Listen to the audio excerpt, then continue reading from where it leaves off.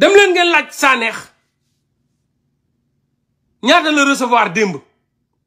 ak ñoom Serigne Ngagne ñaata lañu recevoir dem leen laaj leen ko meeting Thiès bi ñaata 30 millions lañ leen jox 30 millions lañ jox Sandiogou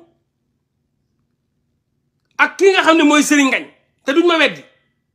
y a eu un problème entre kenn ku ñu naan Moussa Seck un certain Moussa Seck comédien allez lui demander problème boo xam ni moom Moussa Seck moom comédien dégg na ni Sandiogou ak ki nga xam ne Serigne Ngagne recevoir nañ 30 millions mu woo leen di leen menacer ne la mais nan ngeen mën a lekkee 30 millions yooyu yëpp séddoo ko lan moo tax vous n'avez pas partagé les 30 millions avec les autres di ko yuuxu di woo Sandiogou di ko yuuxu ak Sanex ma naan Sandiogou di mooy Sanex ce Moussa Seck là était très en colère meetingu Thiès démb bi di woo Sanex ak Serigne Ngagne 30 millions la leen Macky Sall ñaar ñooñu rek ak seen kii yooyu ñoom ñaar ñu séddoo ko au moment où Macky Sall mi ngi jàpp sañu alal di ko saax-saaxee di ko jox ay di n'importe quoi di yóbbu ko ci meeting am yi di yàq l'argent du contribuable di ci corrompre ay doomu aadama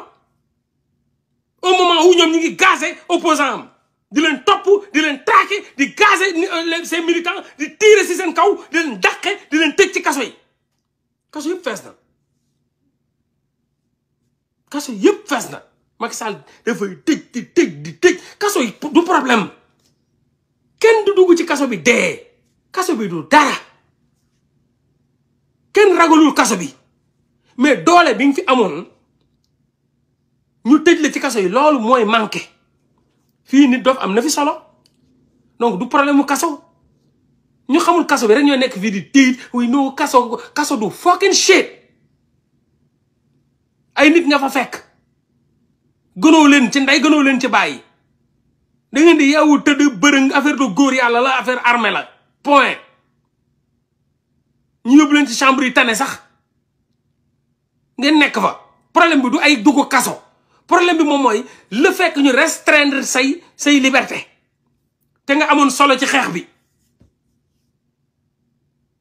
Fadilou Keita am na solo ci xeex bi kon tëj bi moom mooy manque am na lu ñu manquel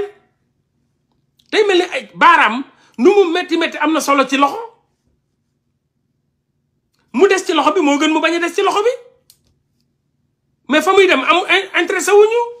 adduna dund ak dee la rek li ci nekk lépp loo ci jaar dañ ci war a jaar